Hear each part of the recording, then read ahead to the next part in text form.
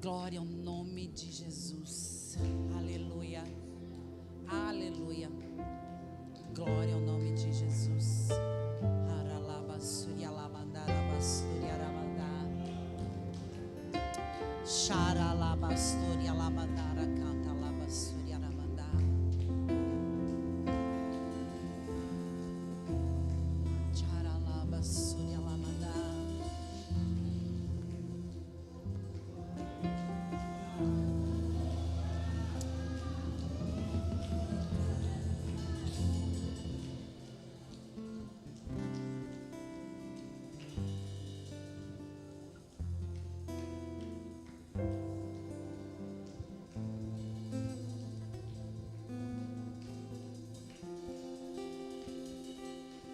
Sabe, irmãos, Éfeso era uma cidade muito grande, tanto no comércio quanto nas questões religiosas, né?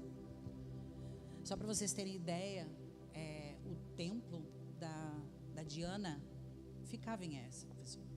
O templo da deusa de Éfeso se chamava Diana. E tem até uma passagem, né, que Paulo ele está passando por ali e eles começam a declarar: Diana é a rainha de Éfeso. Mas o que Paulo estava tentando fazer aqui era alinhar aquelas pessoas, tanto os judeus quanto os gentios, que estavam começando a se converter à doutrina cristã, que estavam começando a entregar suas vidas para Cristo. Então, ali havia dois grupos de pessoas, né? Judeus com a sua cultura própria, costumes, e havia um povo pagão, um povo que era gentil, que estava começando a conhecer o Evangelho. E agora o que Paulo está fazendo aqui era orientar essas pessoas. Por quê? Porque a partir do momento em que elas estavam se convertendo, entregando a sua vida para Cristo, elas começavam a sofrer uma pressão que vinha da sociedade, uma pressão religiosa, por causa das tradições pagãs e de toda a religiosidade e idolatria que havia no lugar. E não é fácil. Eu não sei você, a sua história de conversão, como foi.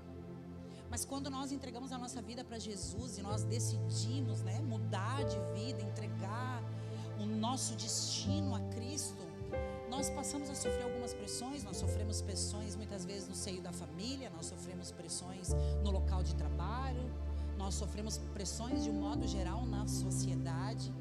E hoje, mais do que nunca, né, os cristãos, eles estão sendo observados, e uma não tão sutil, mas uma perseguição, uma pressão, nós já estamos começando a sentir, irmãos.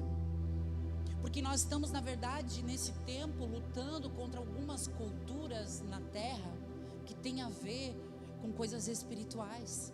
Nós olhamos, achamos que as coisas são nesse nível, no nível humano, mas elas não são. Elas são a nível espiritual. E o que Paulo estava tentando fazer aqui, ajudar esse grupo de irmãos, esse grupo de novos crentes a enfrentar essas pressões, orientando judeus e gentios, unindo esses dois grupos diferentes de pessoas debaixo da graça salvadora de Jesus.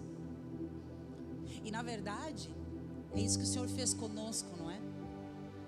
Porque aqui nós somos pessoas diferentes, diferentes culturas familiares bem distintas. Viemos de culturas espirituais distintas também. Antes de entregarmos a nossa vida para Jesus, talvez nós frequentássemos lugares que não fossem apropriados, né? Talvez nós tenhamos praticado coisas que o Senhor não aprovou e continua não aprovando. Mas quando nós conhecemos a Cristo, é isso que acontece. Nós nos juntamos e é o que a palavra de Deus faz conosco. Ela nos coloca debaixo desta graça, e a partir daí nós começamos a ser ensinados. Ou seja, independente se nós somos ricos, se nós somos pobres, a nossa raça, a nossa condição cultural, financeira, não importa. Importa que nós estamos debaixo da mesma graça salvadora. e recebemos de graça. Isso é o mais importante. Por que nós recebemos de graça? Para que ninguém pudesse se gloriar por ter recebido salvação. Eu recebi porque eu sou rico, eu recebi porque eu sou inteligente, eu recebi porque eu sou minoria. Não, nós recebemos porque Ele é bom e a sua misericórdia dura para sempre. Então eu e você, hoje, nós estamos aqui reunidos debaixo dessa graça. E é isso que a palavra nos ensina, é assim que a palavra nos orienta. Estamos sendo orientados, diferentes grupos de pessoas, debaixo da mesma graça, recebendo a mesma palavra, a mesma orientação, com propósitos e destinos diferentes, mas debaixo da mesma graça. E é isso que Paulo estava fazendo aqui. Ele entendia que era necessário conectar essas pessoas, tanto socialmente como espiritualmente, que eles vivessem em uma conexão, porque afinal de contas agora nós conhecemos a mesma verdade. O reino dos céus, o reino de Deus tem a sua própria cultura, tem as suas próprias leis, as suas próprias regras, que quando quebradas, sim, elas vão acarretar sim consequências para a nossa vida. Mas uma coisa eu sei, é que o Senhor, Ele é bom, e Ele não nos trata segundo os nossos pecados. Essa semana eu fiquei meditando sobre essa palavra. Se Deus fosse me tratar a partir dos meus pecados,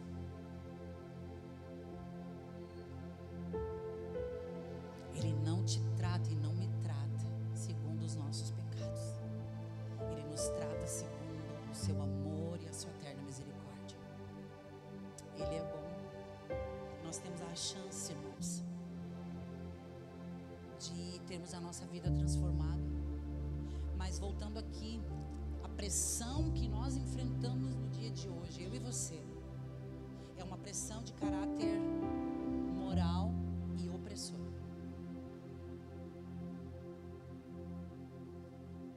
Uma pressão moral, aonde o que é errado agora parece que é o certo, não é assim? Aonde aquilo que não se fazia agora se pode fazer e está tudo bem. São pressões de caráter moral, desvio moral. Nós estamos vivendo um tempo, e a nossa nação sempre sofreu com esse desvio moral de conduta. A nação brasileira sempre esteve debaixo desse manto de imoralidade, de manipulação, de controle. Mas eu quero dizer uma coisa para vocês: a cultura que eu e você estamos inseridos, nós estamos colocados debaixo da graça redentora. Ou seja, a nossa cultura, ela é do céu e ela não é da terra. A nossa cultura, ela está ligada ao céu e não à terra.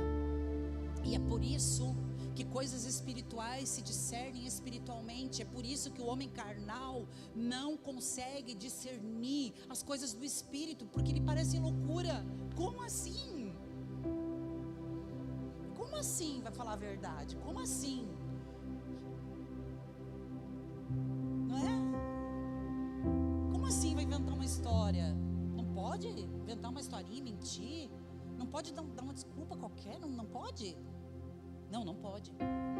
É o que Paulo disse para Timóteo: eles podem, Timóteo, mas você não. E se você ler a carta de Paulo aos Efésios aqui, um pouco antes, Paulo está falando sobre a família, sobre o casamento, sobre marido e mulher, qual é a conduta do casal. A propósito, não deixe de se inscrever na nossa escola de casais. Amém? Pastora, como é o nome da escola? Vou dizer para você, esse nome nós vamos escolher juntos aqui na escola, amém? Nós vamos escolher juntos aqui. Vamos na direção que o Espírito Santo nos der. Não deixe de fazer a escola, você que é casal. E não é para falar que você não deve deixar a meia suja no chão. Não é sobre isso. Eu acho que isso nós já aprendemos. Nós precisamos estar atualizados, sabe? Nós como casal, nós precisamos receber, como diz a gurizada, um download, né? De tempo em tempo o telefone da gente dá uma travada, né, Des? E a gente precisa atualizar. Eu sempre vou passando a atualização para depois, porque a gente está sempre precisando usar o telefone. Eu não posso parar para atualizar o telefone. Por quê? Porque quando atualiza tem que reiniciar. Aí leva um tempinho, né? E a gente é uma geração tão sem paciência. Está sempre com pressa. Então eu quero dizer para você, para muitos de nós, essa escola vai ser um reinício. Nós vamos ter atualizações. Então não deixe de fazer a escola para casais. Pastora, vai ser um tempo de comunhão? Não sei, irmãos. É uma escola intensiva para casais. Se tiver comunhão, que bom. Se não tiver também, está tudo certo. Nós queremos aprender, amém? Mas eu acho que vai ter recreio, né? O recreio sempre sai.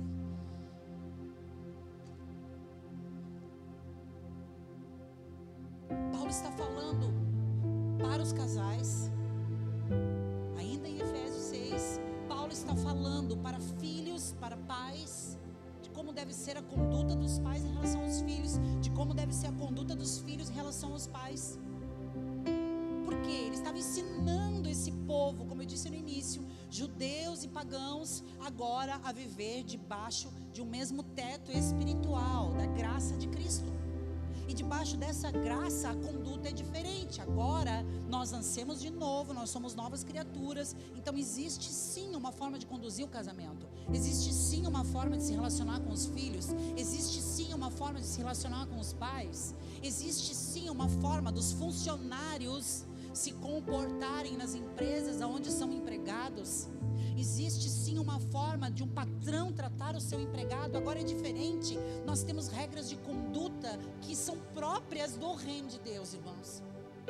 E aí por fim Paulo, ele finaliza e diz assim, olha, e agora para finalizar, quanto ao mais, prestem bem atenção, sede fortalecidos no Senhor e na força do seu poder. E aí agora ele começa a falar do quê?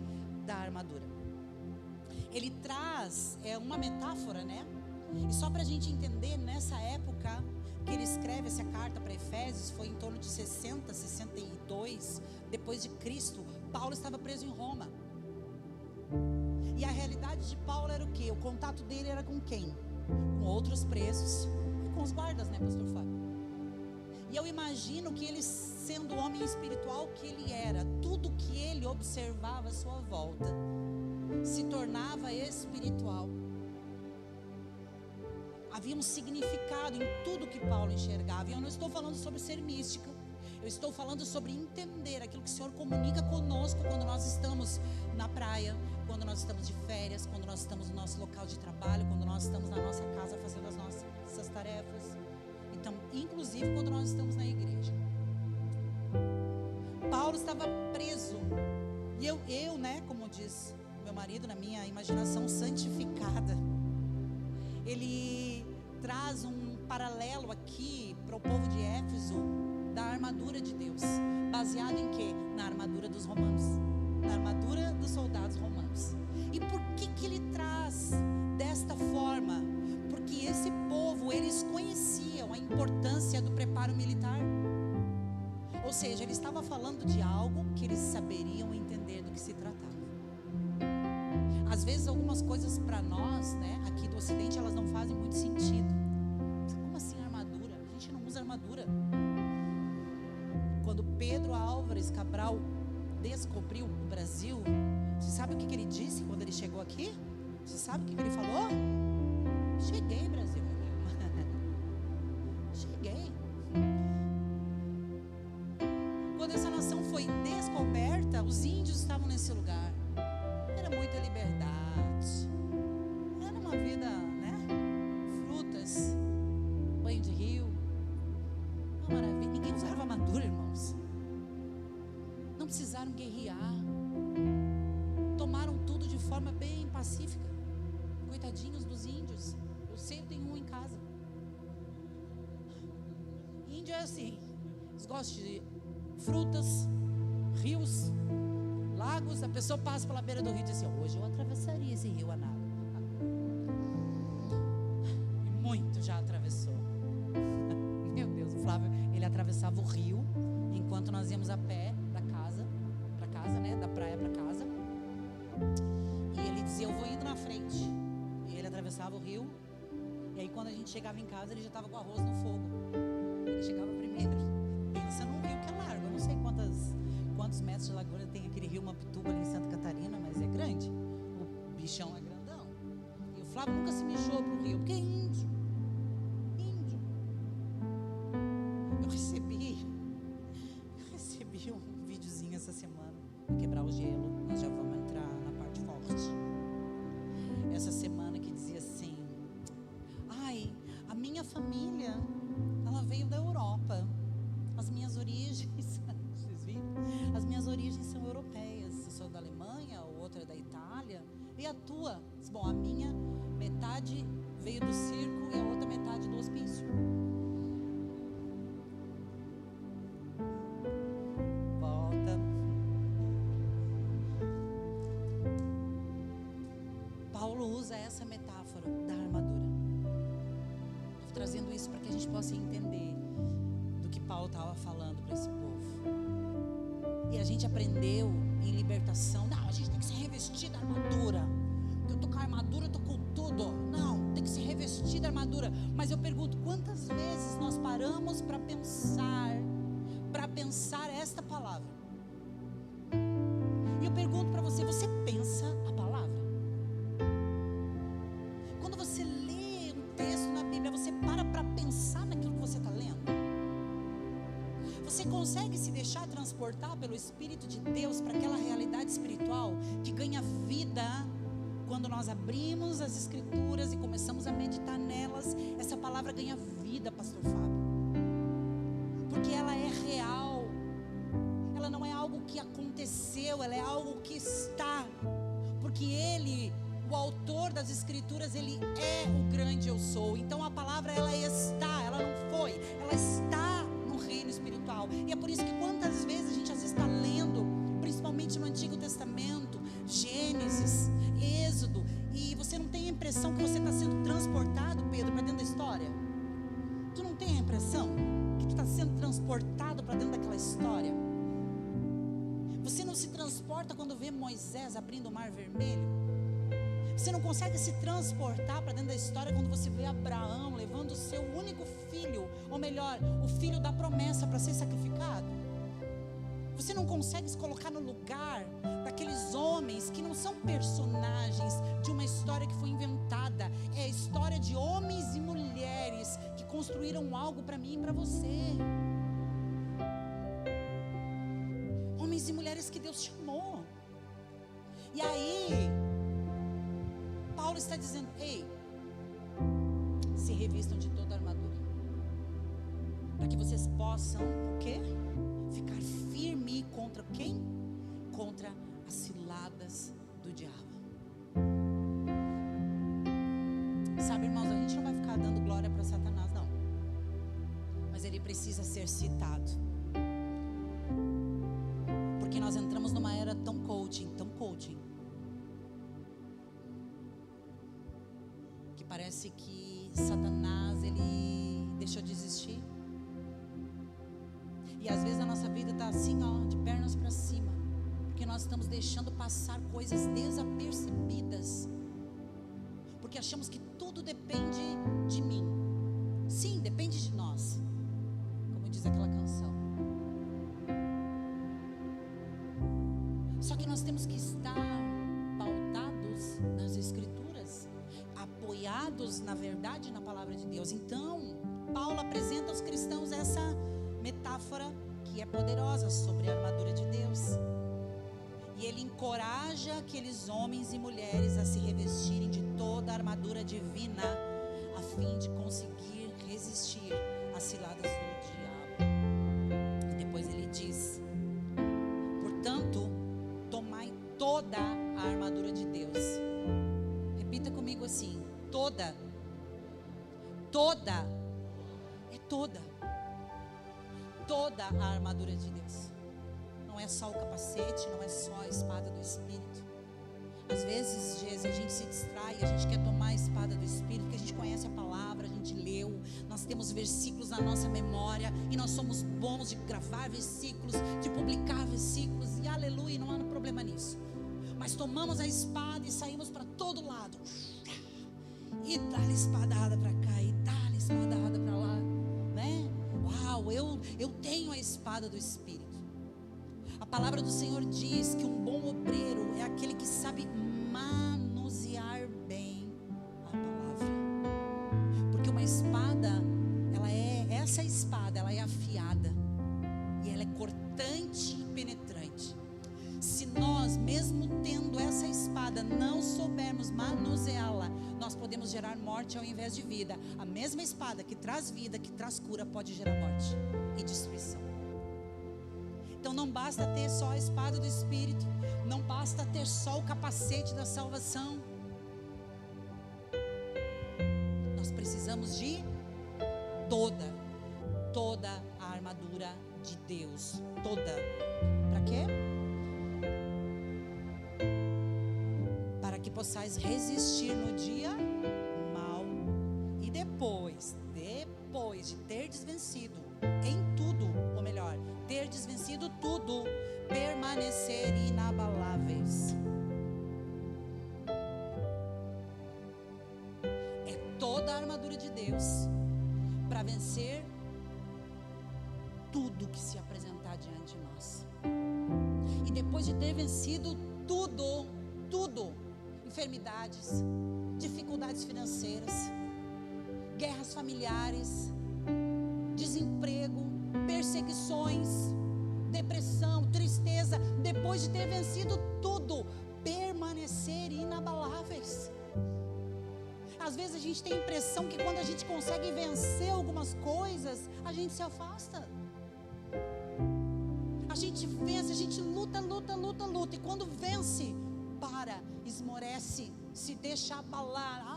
Porque eu fui ferido, porque eu fui traído, porque eu fui enganado, eu fui rejeitado, eu fui deixado de lado. A palavra do Senhor diz que na noite que o Senhor Jesus foi traído, Ele tomou o pão e deu graças, e o partiu e o deu aos seus discípulos. Ou seja, na noite em que Ele foi traído, Ele repartiu o pão. E se nós quisermos tomar alguém por modelo, por exemplo, que seja Jesus, meus irmãos. Jesus foi difamado, foi perseguido, mas a ninguém caluniou, a ninguém revidou. Tu dizes. As pessoas falavam coisas contra ele. Tu dizes. És tu o rei dos judeus?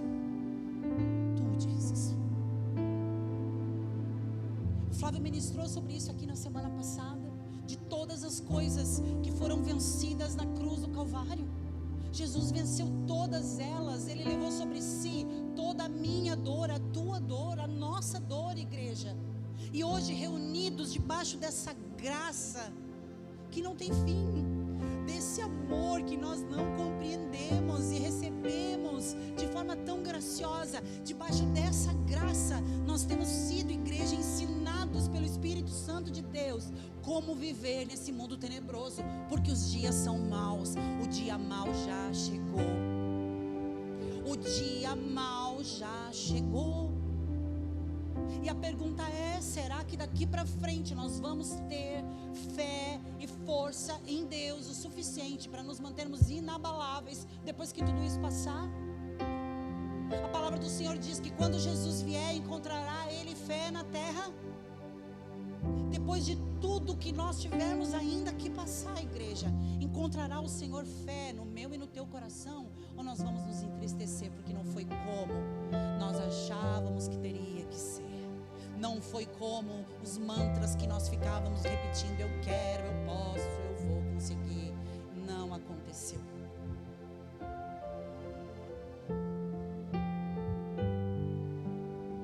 Depois de ter desvencido tudo,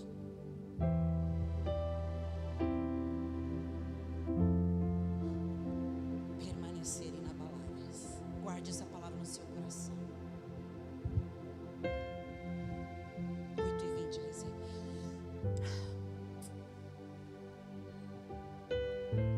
Cinto da verdade. Vamos então aos elementos da armadura.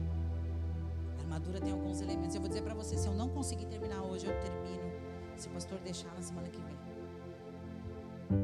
Porque eu quero que a gente gaste um tempo orando. Amém? Eu quero que a gente gaste um tempo orando nessa noite. noite nós, pastores, nós vamos orar com imposição de mãos. Menos o pastor Fábio, né? Ora com aquela outra ali. Tá com uma boa. O Flávio disse que ele está sendo arrebatado aos poucos. Foi uma lasca, já foi.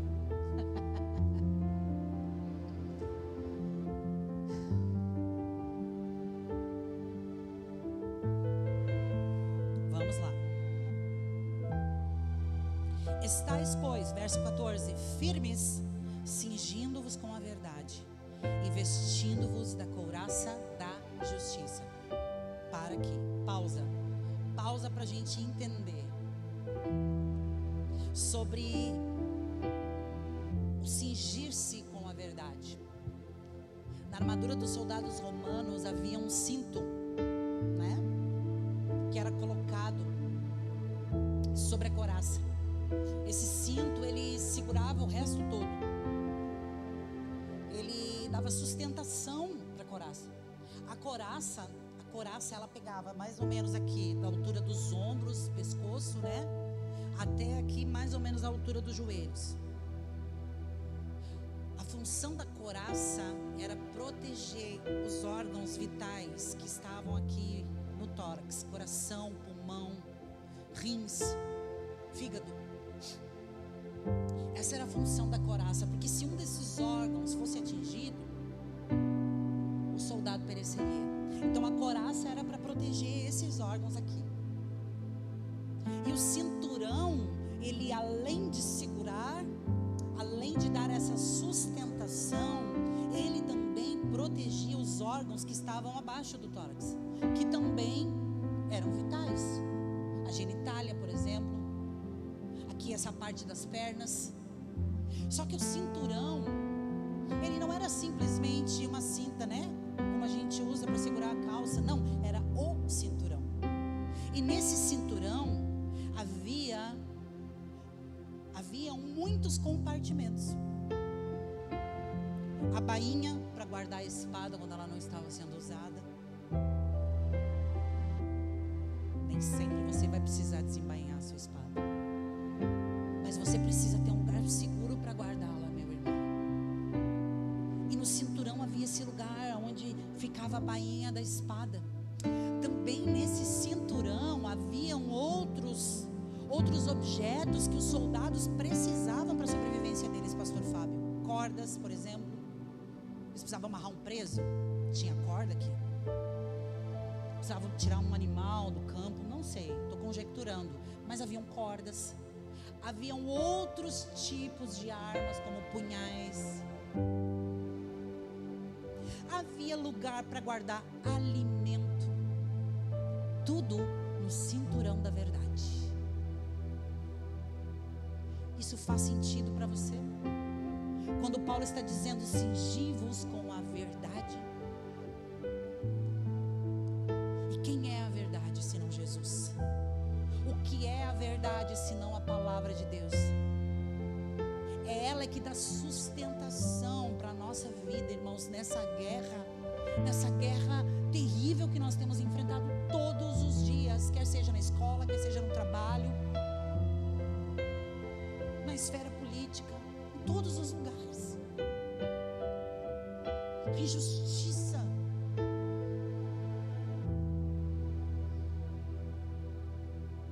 Esse cinturão da verdade, ele dá sustentação. Então Paulo está dizendo: cingi-vos com a verdade. É nessa verdade que eu e você temos que caminhar nesses dias. Mas pastora, mas está todo mundo fazendo. É a velha máxima da nossa infância: nós não somos todo mundo, e nós vamos fazer aquilo que é certo. Aconteça o que acontecer, não importa, é o que é certo. Cingindo-vos com a verdade, colocando o que? A couraça da justiça. Coisa linda. A couraça da justiça, como eu falei aqui, ela protege os órgãos vitais, e um deles é o coração.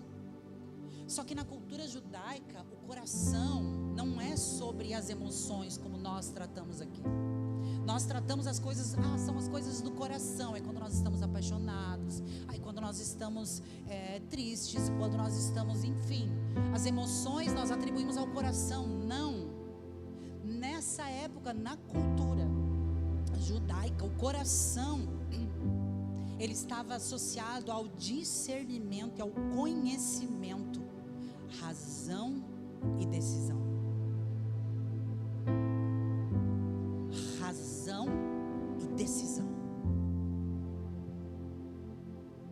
E quando Paulo está dizendo, coloquem a couraça, protejam o coração de vocês, porque vai haver momentos em que nós vamos precisar, meus irmãos, tomar algumas decisões. E se nós permitirmos, se nós vacilarmos, Satanás, ele vai tentar nos impedir. Ele vai tentar nos impedir. Não é à toa que Paulo fala o seguinte: olha, embracem sempre, embraçando o quê? O escudo da fé.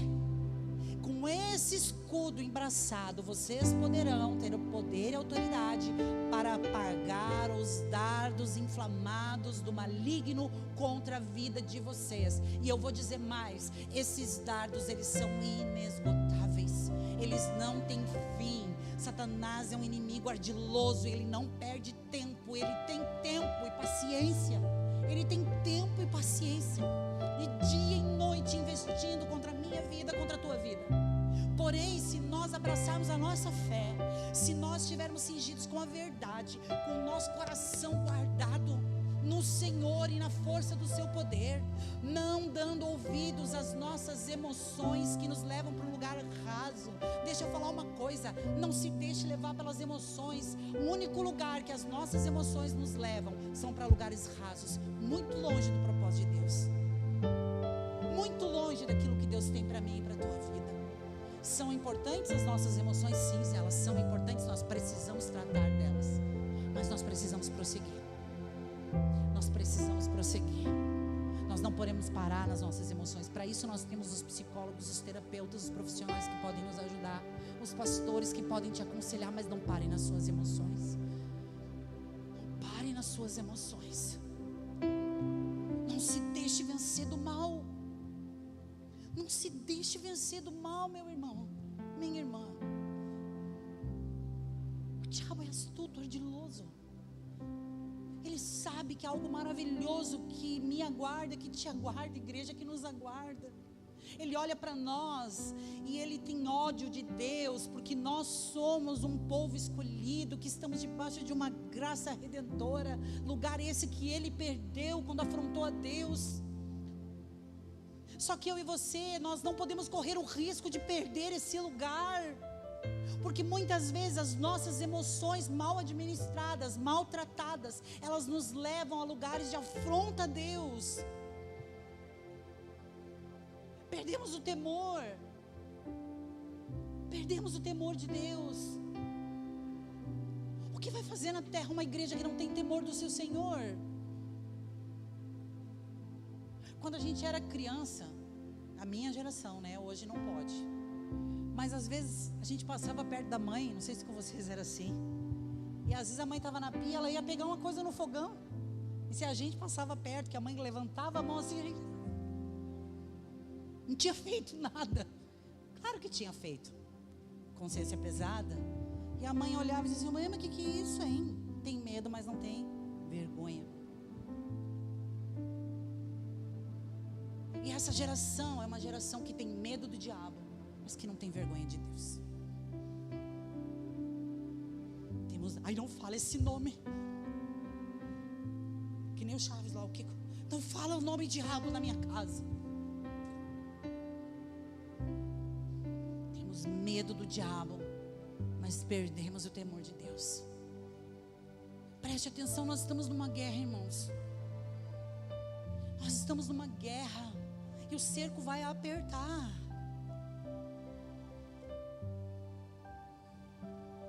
Engraçado que quando eu estava estudando hoje sobre isso, quando eu li que a couraça ela guarda esses órgãos, pulmão, coração, rins, estômago, são órgãos do nosso corpo que são afetados por enfermidades por causa de emoções não curadas, sabia disso?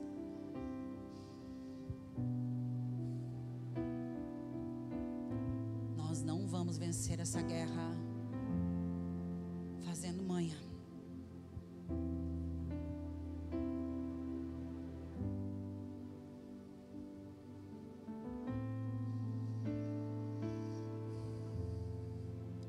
cinturão, ele era usado para sustentar as vestes e dar suporte ao corpo.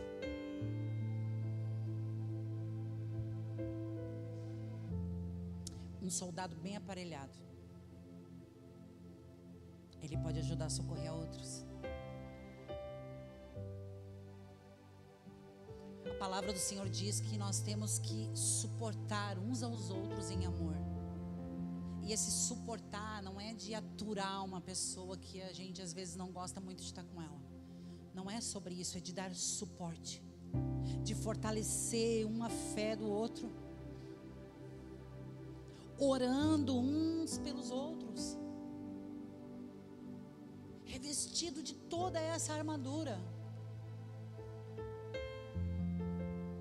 E depois nós temos ali que Paulo fala sobre as sandálias, né? Depende muito da tradução. A minha diz assim: calçai os pés com a preparação do Evangelho da Paz. Qual é o papel do Evangelho da Paz na minha e na tua vida? O que nós fazemos com essa parte da nossa armadura? As sandálias da preparação do Evangelho da Paz. O Evangelho da Paz proclama a reconciliação entre Deus e o ser humano através do sacrifício de Jesus. É isso que nós precisamos proclamar. Não é uma guerra sobre nós colocarmos a nossa armadura e sairmos para a rua e irmos para o nosso local de trabalho para mostrar quem vai vencer lá, para mostrar quem tem razão, para dizer que o ímpio vai queimar no inferno e nós, os crentes, uau, nós vamos estar no colinho de Jesus. Não, irmãos, não é sobre isso. Não é uma guerra entre pessoas. A nossa luta, ela não é contra carne e sangue. Não é entre outro ser humano e você. Não, é uma luta espiritual. Essa guerra é espiritual. Para quê? Para destronar esses principados, essas potestades, esses poderes do mal, que tem sim cegado o entendimento das pessoas, que tem sim levado pessoas ao inferno todos os dias. Essa é a nossa guerra. É uma guerra de paz, porque o nosso general é Cristo, e a Bíblia me diz, a minha Bíblia diz que Ele é o príncipe da paz. E aí eu pergunto, será que aonde nós estamos pisando, nós temos levado paz? Será que o Evangelho que eu e você pregamos, ele anuncia paz? Ele anuncia reconciliação entre Deus, o nosso Criador, e o pecador, o ser humano, eu e você, pecadores? Será que o que nós anunciamos tem chamado a atenção das pessoas? Ou tem colocado elas para correr de perto da gente? Porque somos tão legalistas, irmãos, tão legalistas. Essa semana eu estava lá em casa orando, eu disse, Senhor, me perdoa. Eu sou muito legalista comigo mesma. Eu sou legalista muitas vezes comigo. E, Senhor, eu não quero ser assim, eu quero desfrutar da graça. Eu quero desfrutar do poder da graça.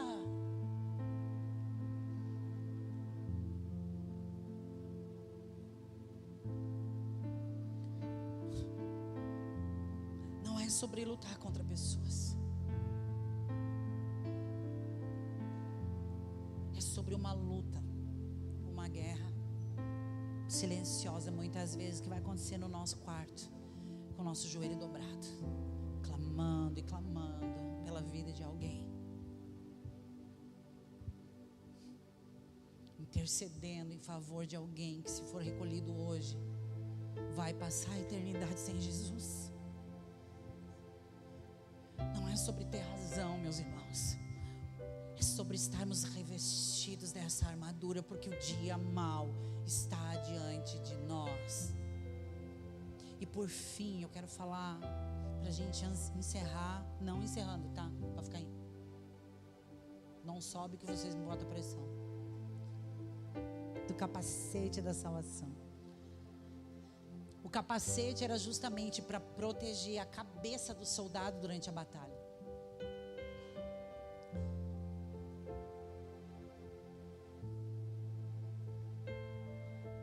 capacete da salvação fala sobre a nossa mente estar guardada em Cristo Jesus. Todo pensamento, ouça o que eu vou dizer para você, tudo o que eu e você pensamos vai produzir uma ação. Tudo que eu e você pensamos vai produzir uma ação. Pensamento correto, ação correta. Pastora, mas o que eu devo pensar? Vai lá para Filipenses, não precisa abrir. Eu até estou aberto aqui, posso citar para você. Capítulo 4, do verso 8 em diante. Em que pensar? Tudo que for bom, tudo que é verdadeiro, tudo que é respeitável, tudo que é justo, tudo que é puro, tudo que é amável, tudo que é de boa fama, se alguma virtude há e se algum louvor existe, seja isso que ocupe o vosso pensamento. Agora eu vou fazer outra pergunta.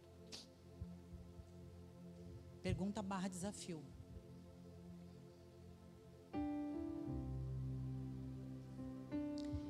Você já parou para pensar no que você tem pensado?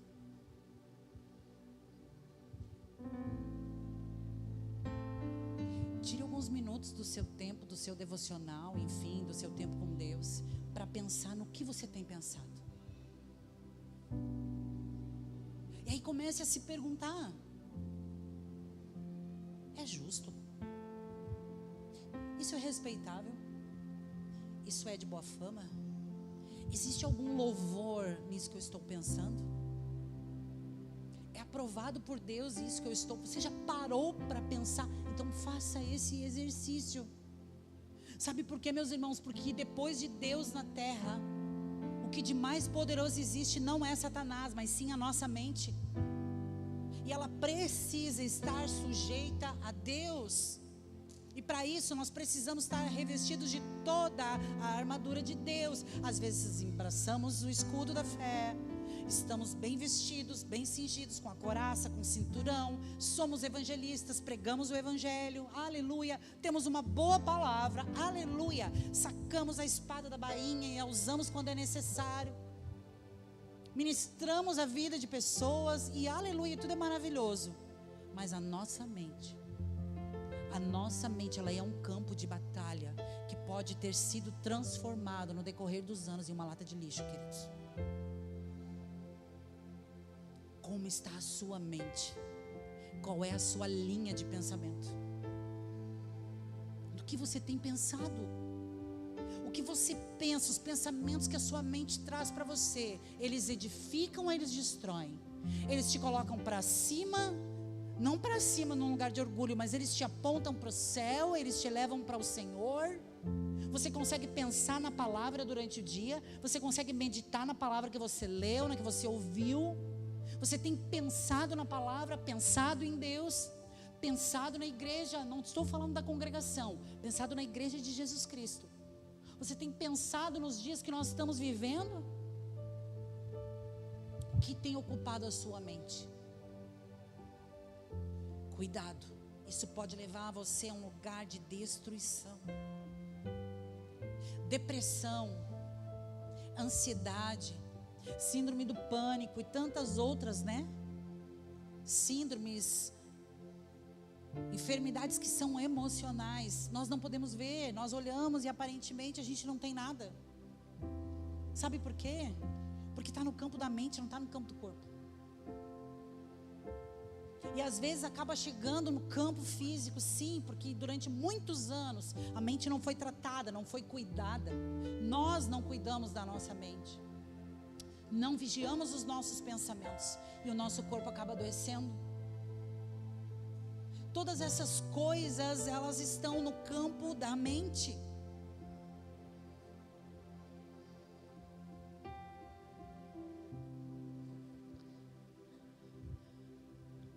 Os entendidos, né? As pessoas que estudam, os terapeutas e psicólogos, eles nos ensinam que a depressão, ela está relacionada ao nosso passado. sentido, Glória? A depressão está relacionada às coisas do passado. E a ansiedade, ela está relacionada às coisas do futuro, às preocupações com o futuro. Aí eu pergunto, será que já não está mais do que na hora de pensar o nosso passado? E liquidar todo e qualquer boleto que tenha ficado lá, para que a gente possa ter um presente abençoado? Será que vale a pena deixar esse tipo de pensamento destrutivo ser maior do que o Senhor Jesus na minha e na tua vida? Vale a pena? Quando nós estamos presos no passado, irmãos, nós deixamos de desfrutar o hoje, o presente. Da mesma forma, quando nós estamos ansiosos pelo futuro, nós não vivemos o hoje, a gente vive o dia da manhã. E eu descobri uma coisa, falei isso para o Flávio hoje na hora do almoço. Eu descobri uma coisa: a graça está sobre a minha vida para resolver, Chay, as coisas que eu tenho que resolver hoje. Não adianta tentar resolver hoje as coisas de amanhã, porque as de amanhã, a graça do Senhor vai estar sobre a nossa vida. A Bíblia fala que basta cada dia o seu mal. Vai ficar preocupado hoje com as coisas de amanhã? Não vai viver a graça que Deus tem para ti hoje. Não vai viver a abundância que Deus tem para nós no dia chamado hoje. Eu sei, irmãos, quantas vezes a gente senta aqui no culto, na cadeira, preocupado com o que vai fazer depois do culto, preocupado com amanhã de manhã. Porque amanhã eu tenho que pagar a conta, amanhã eu tenho que levantar cedo. Não te preocupa se você sair um pouquinho mais tarde. A graça de Deus sobre a sua vida amanhã de manhã vai ser tão abundante, mas tão abundante, você vai levantar dando glórias e aleluias, porque acordou pela manhã, porque tem vida em você, porque você tem um lugar, um emprego, uma família, uma casa. Pare de dar atenção para esse tipo de pensamento que fica perseguindo você na hora do culto. Para com isso. Isso é seta do diabo tentando roubar a sua atenção daquilo que está acontecendo nesse exato momento, nesse lugar. Ouça o que eu estou te falando. Por isso que a gente fala para os irmãos, não conversa. Presta atenção, não caminha. Não se distrai. Porque há algo de Deus para nós nesse lugar. Há uma graça sobre nós aqui para resolver o que precisa ser resolvido no dia chamado hoje. Hoje, 9 de fevereiro de 2025. Talvez a solução ainda não veio, mas o dia não terminou ainda não. Enquanto eu escrevi essas coisas, o Senhor me fez lembrar, Mauro, de uns anos atrás. Quer água? Não. Parece que está tão desanimado. Sorria, você está sendo filmado. Há uns anos atrás, nós tínhamos uma empresa em casa, eu e o Flávio. Nós trabalhávamos por conta e a matéria-prima nós comprávamos com um cheque pré-datado. Maravilha. Quem controlava essa parte era eu. E aí um dia eu olhei e eu disse, meu Deus, vai entrar um cheque. Hoje tem um cheque para entrar. E eu desesperada, porque não ia ter dinheiro e o cheque ia voltar. Que vergonha, cheque devolvido. Quem nunca teve um cheque devolvido? Acontece. E eu apavorada e empolvorosa, botei o Flávio em polvorosa, os guri que trabalhavam, estava todo mundo em polvorosa por causa daquele cheque, por causa daquele dinheiro, e eu disse, eu tenho que arrumar esse dinheiro. Irmãos, eu estava afim de qualquer coisa aquele dia, eu ia assaltar, eu ia fazer alguma coisa. Não, assaltar não, né? Pensava, agora para quem que eu vou pedir, o que que eu faço? Meu Deus, eu vou lá no banco. Não, eu vou lá no banco. Me fui para o banco, peguei o carro e fui lá para o Itaú.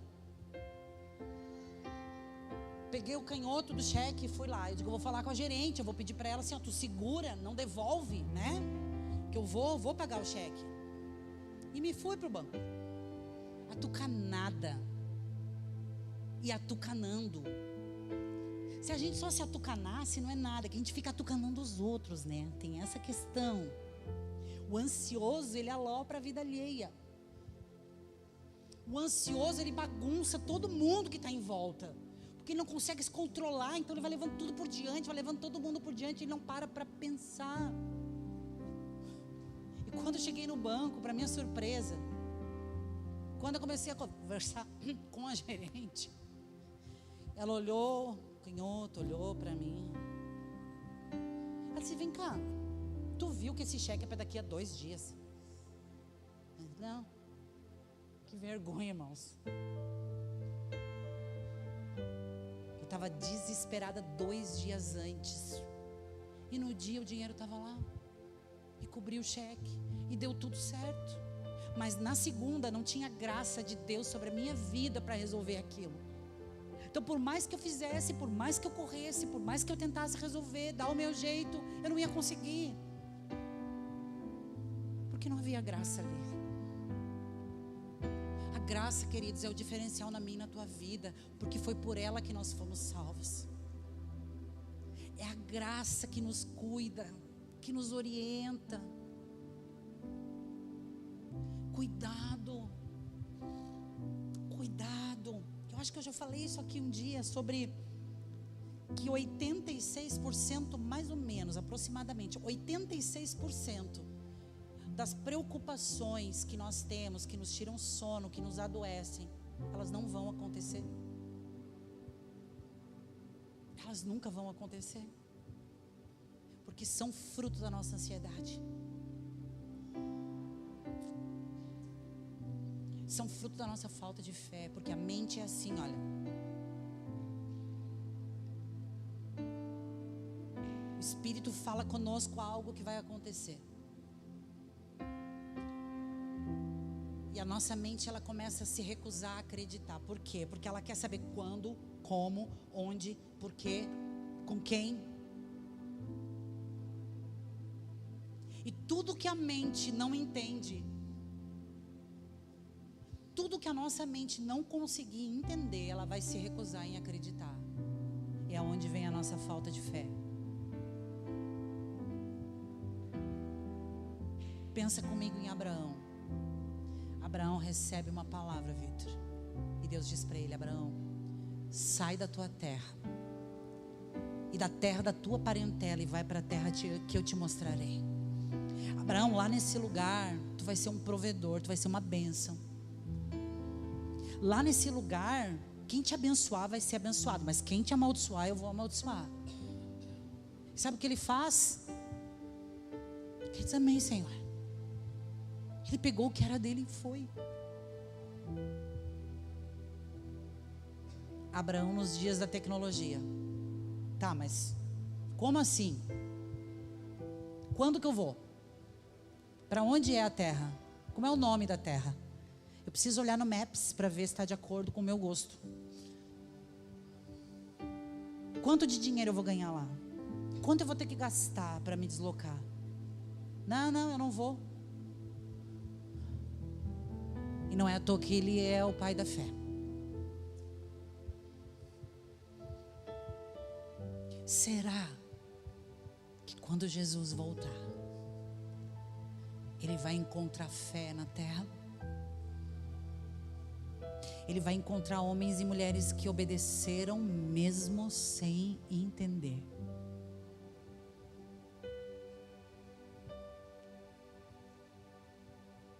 Porque estavam calçados com as sandálias do Evangelho da Paz.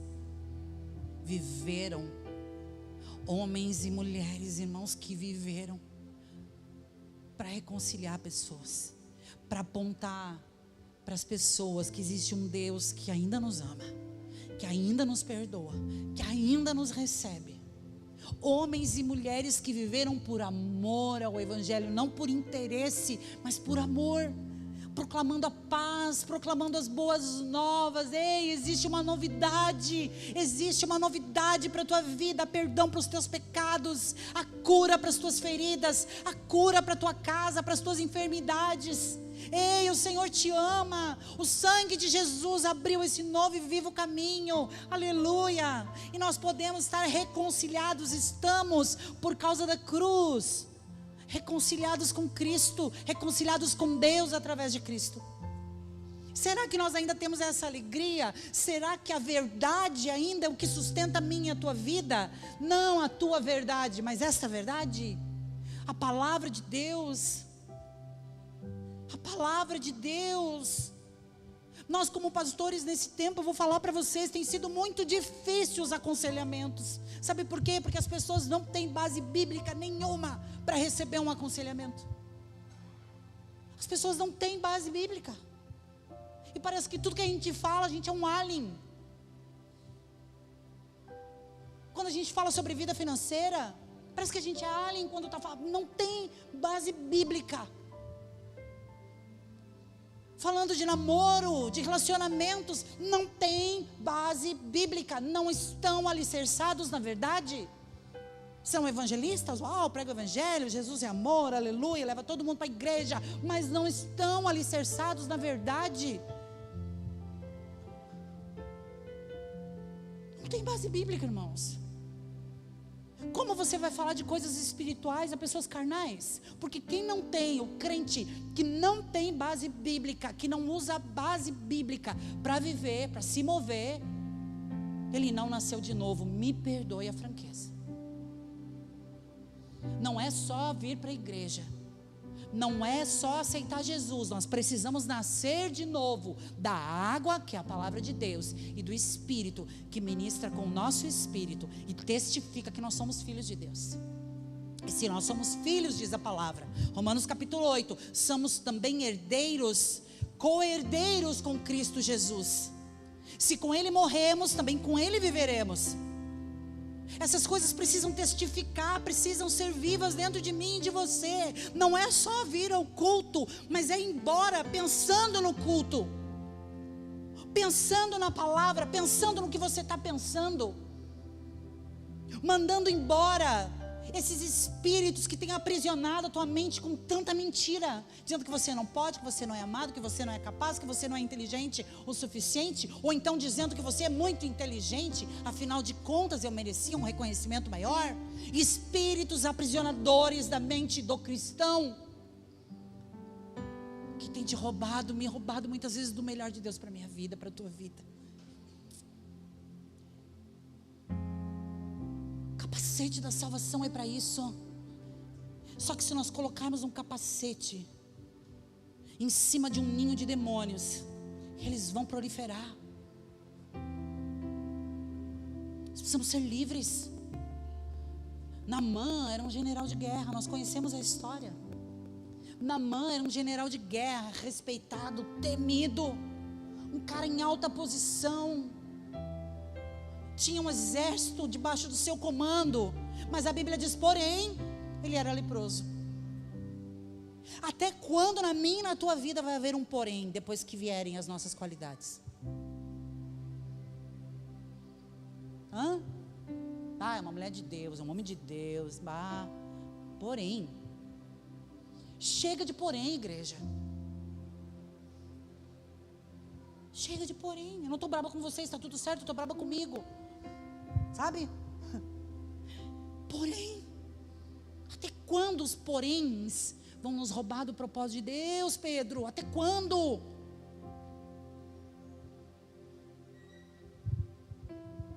O cara é uma bênção de Deus, é um profeta. Porém, ele não congrega. Para mim, já perdeu todos os créditos. Essa irmã é uma bênção, uma baita de uma obreira, porém, ela tem problema com o marido dela, né? E aí o sujeito vê a mulher indo para a igreja há 30 anos e ele não se converteu. Tem alguma coisa que não está certa. Porque a irmã tem um porém. Que na igreja ela é uma bênção, em casa, porém.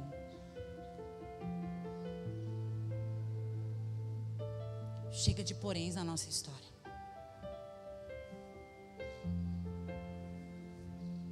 Quando a tua mente começar a te perguntar quando, onde, você vai dizer: quieta, aquieta-te dentro de mim, ó minha alma, minha mente, agora eu te dou uma ordem. Todo dardo, toda seta. Irmãos, às vezes a gente está em casa e a gente vê que veio uma seta do maligno. Quando que eu sei? Quando vem um pensamento que não é bom, que não é de boa fama, que não é agradável a Deus. É seta do diabo na tua mente, meu irmão. O mundo está moderno, mas nós continuamos sendo seres eternos. A guerra não terminou, muito pelo contrário, está cada vez mais acirrada. Amém, irmãos? 1 Coríntios, capítulo 10, abre comigo, nós já vamos encerrar. Agora é Gese, o Gese já subiu. Meu termômetro é o Gese, ele está lá. 1 Coríntios 10 e 11. Deixa eu achar o capítulo 2. 1 Coríntios, capítulo 2.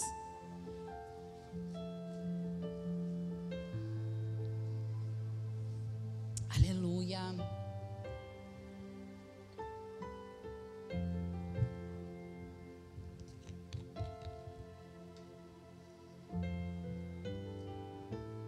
Você que está em casa nos assistindo, comece a pensar no que você tem pensado.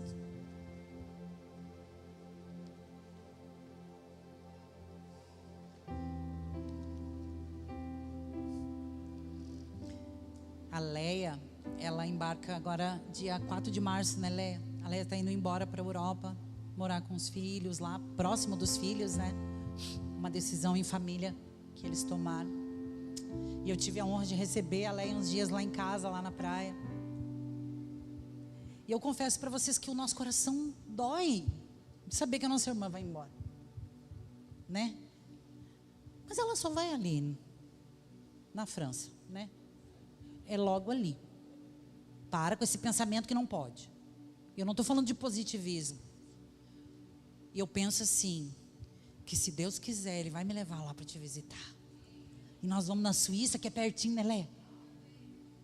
Mas eu lá em casa, ansiosa, colocando a mesa assim, para janta, para almoço, eu não me lembro, arrumando assim, disse: Leia, ô Leia, tu vai vir visitar a gente, tu tá com planos de vir visitar a gente? Aí ela olhou para mim e disse assim: ah? Amada, não sei. A minha vida está nas mãos do Senhor. Eu não sei o que Ele tem planejado para mim. Isso é verdade. Se Deus quiser, tu vai vir, né? E tá tudo certo. Só que essa graça não está sobre a vida dela para decidir se ela vai ou não vir. No momento, a graça que está sobre ela é sobre o visto, é sobre vender as coisas que ela tem à venda, é sobre as questões da viagem que ela está resolvendo. Há uma graça sobre a vida dela para resolver isso.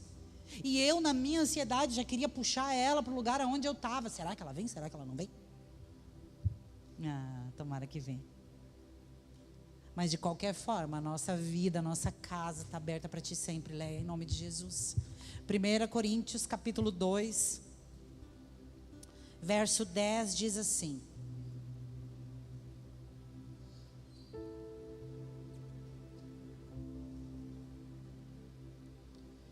mas Deus não o revelou pelo Espírito, porque o Espírito a todas as coisas perscruta, até mesmo as profundezas de Deus. Esse Espírito que Paulo está falando aqui é o Espírito Santo, tá? Mas Deus não o revelou pelo Espírito, porque o Espírito a todas as coisas perscruta, até mesmo as profundezas de Deus. Porque qual dos homens sabe as coisas do homem, senão o seu próprio Espírito que nele está? Assim também as coisas de Deus, ninguém as conhece, senão o Espírito de Deus. Ora, nós não temos recebido o Espírito do mundo, e sim o Espírito que vem de Deus. Para quê? Para que conheçamos o que por Deus nos foi dado gratuitamente. Até aqui. Nós estamos falando sobre mente, sobre o capacete da salvação.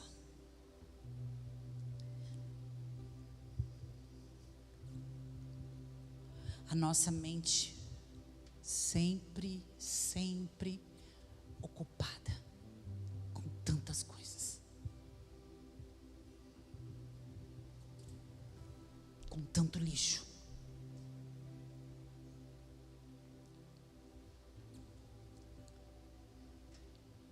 Temos perdido a capacidade de ouvir a Deus. Sabe por quê? Quando nós entregamos a nossa vida para Jesus, imediatamente o nosso espírito, ele foi vivificado. Recebeu vida. Está vivo dentro de mim, de você. E o meu espírito, o teu espírito, o nosso espírito, ele é o ponto de contato entre o céu e a terra. Ou seja, o Espírito Santo, ele se conecta com o nosso espírito para revelar as coisas de Deus para mim e para a tua vida. Como assim eu não ouço nada? É porque o nosso espírito, ele quer falar com a nossa mente. E quando a nossa mente está ocupada, cheia de lixo, cheia de preocupações desnecessárias, cheia de briga. Você já brigou? Briga com a sua mente? Nunca brigou? Nunca ficou brigando com a outra pessoa na mente? Fica horas brigando. É ridículo, irmãos. Ai, como a gente é ridículo. Sério, a gente, porque todo mundo balançou a cabeça. Chega lá e não faz nada, não diz nada. A gente só se distraiu, só se estressou e deixou de receber do nosso espírito aquilo que o Espírito Santo de Deus havia depositado. Coisas importantes para a nossa vida, avanços importantes que nós deixamos de ter, revelações importantes que poderiam nos catapultar, sabe? Nos jogar para outro nível em Deus. Nós deixamos de ouvir porque estamos ouvindo tantas vozes. Tantas vozes. Eu vou dar um exemplo para você. É como se estivesse aqui com a Chay numa sala, querendo contar algo para ela. E tem tanto barulho, tanta gritaria. E eu fico cochichando porque eu quero contar um segredo para ela. E ela não consegue ouvir, ou ela ouve em partes. Assim é a nossa mente com relação ao Espírito, as revelações que o Senhor quer nos entregar. Está entendendo por que a importância do capacete da salvação? Onde estão os profetas que se levantam para trazer denúncias, para trazer correção, para trazer consolo? Nós não temos, a gente sempre diz assim, não tenho mais cabeça para isso. Não tenho mais cabeça. Nosso HD está lotado de lixo, lotado de frustrações. Medimos o nosso futuro pelo passado que não deu certo, pelo presente que está dando errado, e nos esquecemos que aquele que te criou, que me criou, Ele tem pensamentos a nosso respeito que são de paz e não de mal. São de paz e não são de mal. Quando você estiver passando uma dificuldade, pense nisso. Está difícil hoje, lembre de algo que foi bom. Vocês que casaram agora, quando acontecer alguma situação, sabe do que vocês têm que lembrar? Do dia do casamento. Como foi maravilhoso, não foi, Lia? Foi lindo, não foi? Né, Dessa? Como foi o dia do casamento, a preparação. Lembrem das coisas boas que aconteceram.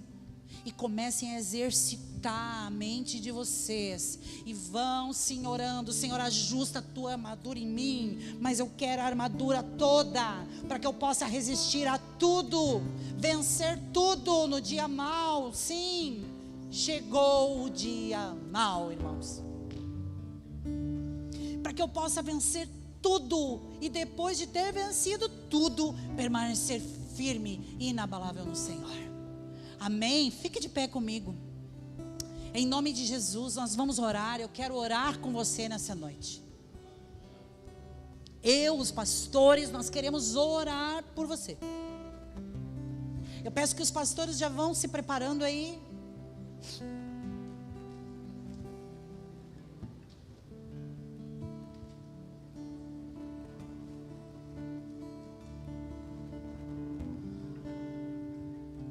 Hoje é uma noite onde nós vamos orar com imposição de mãos.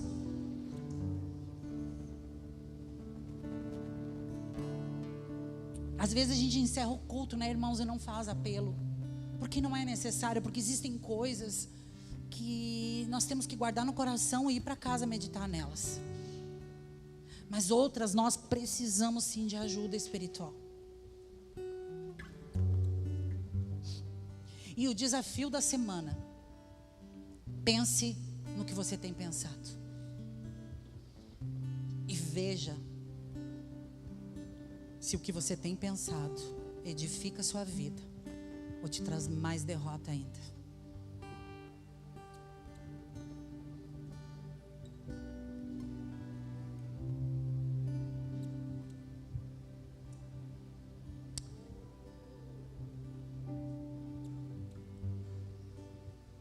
A psicanálise hoje fala sobre os pensamentos intrusivos, que por vezes são até engraçados.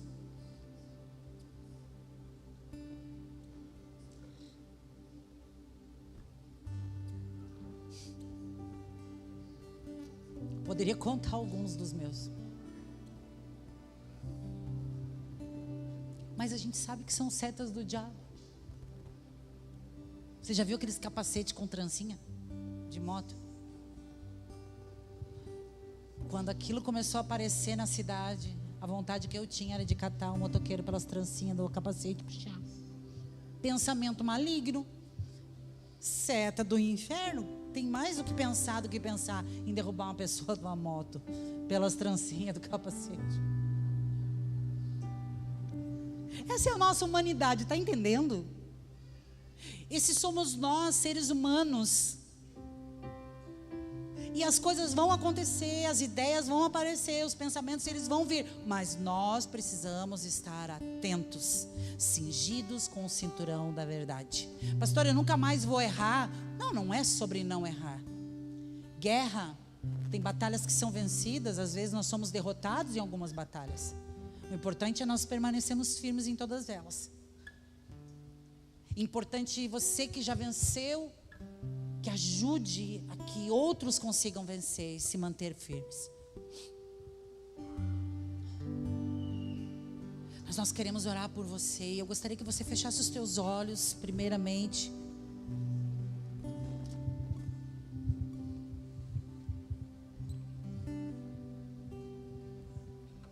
E que você agora, você e o Senhor, eu e o Senhor, que nós possamos dizer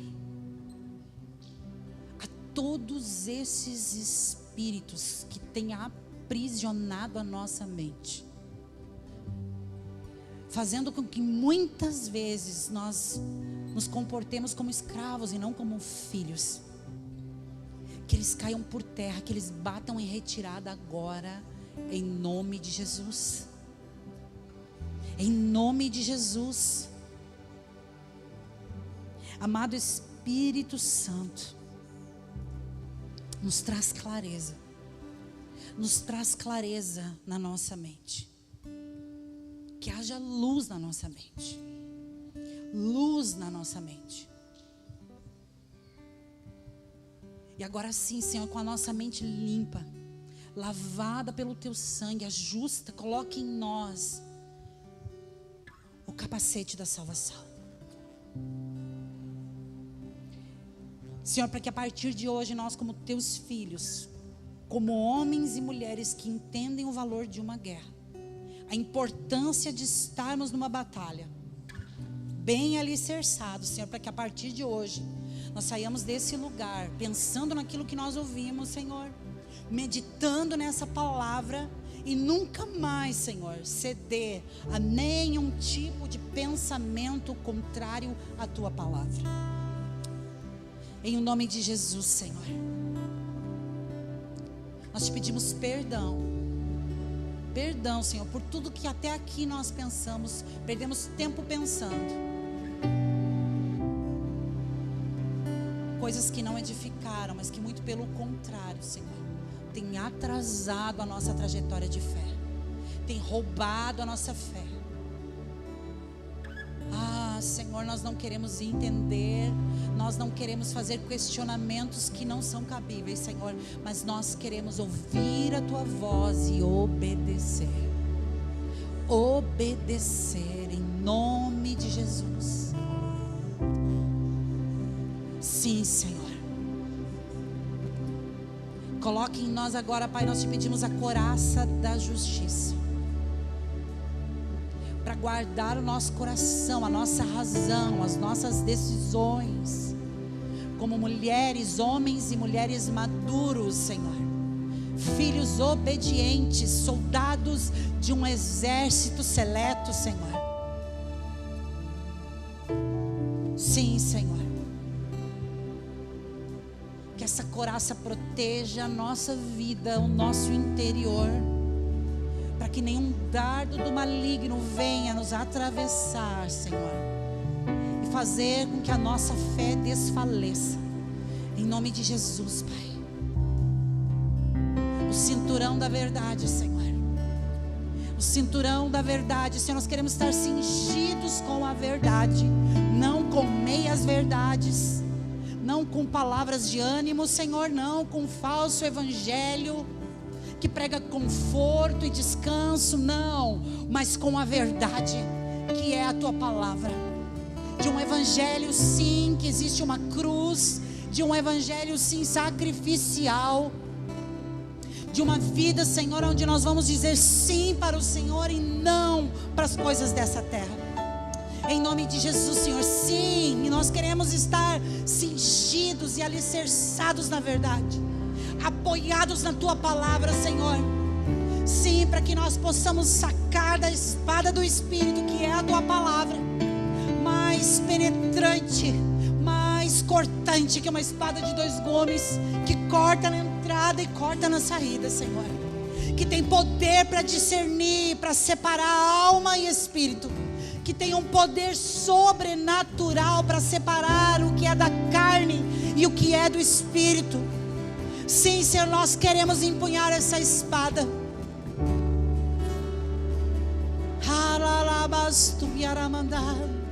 e calçando os nossos pés com as sandálias da preparação do Evangelho da Paz, para que sim, Senhor, enquanto lutamos com armas de fé, possamos avançar em direção ao alvo, possamos proclamar o Evangelho, possamos ser sim homens e mulheres de reconciliação, sim, que apontam para essa reconciliação que a cruz promoveu entre um pai e filhos que estavam longe, uma reconciliação que é para os que estão longe e também para os que estão perto, Senhor.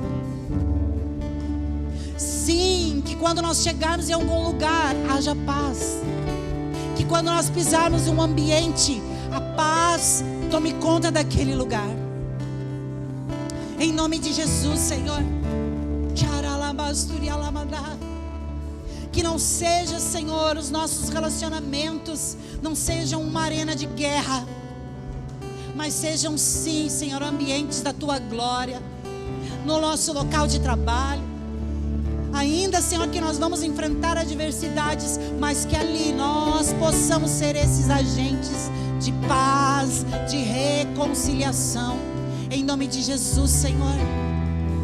Em nome de Jesus, Senhor.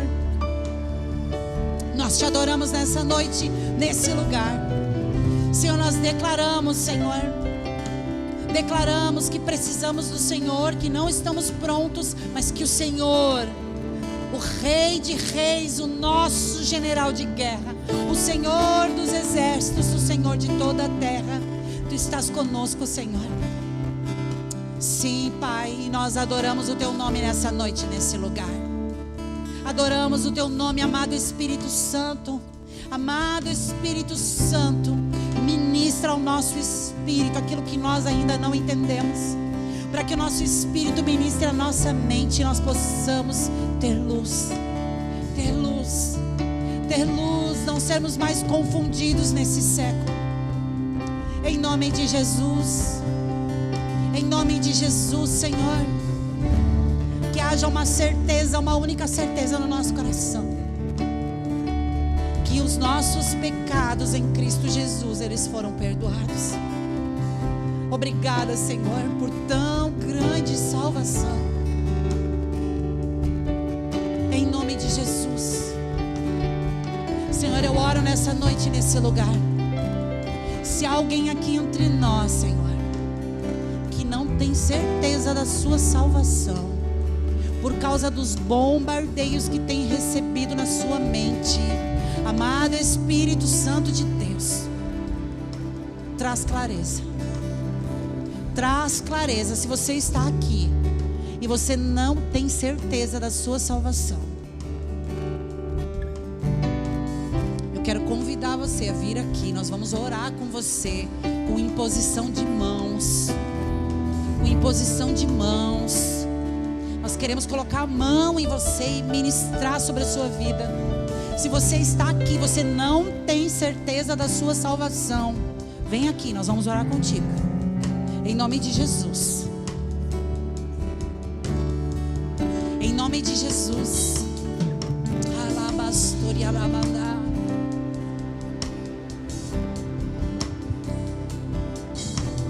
E agora, nós queremos orar por todos aqueles irmãos que têm enfrentado batalhas terríveis na sua mente. Todos aqueles que têm enfrentado batalhas na sua mente, vem aqui, nós queremos orar contigo, tá? Não vá embora sem receber uma oração. Traz o óleo para nós, por favor. Nós vamos ungir você. Chega, irmãos. Chega de nós sermos enganados pelos nossos pensamentos.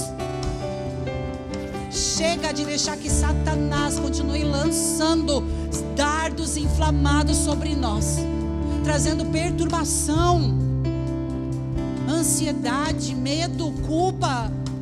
Não, irmãos, não foi para isso que nós fomos salvos. O Senhor não nos deu espírito de covardia. Não, o Senhor não nos deu espírito de covardia. Nós somos dele e compomos um exército poderoso na terra.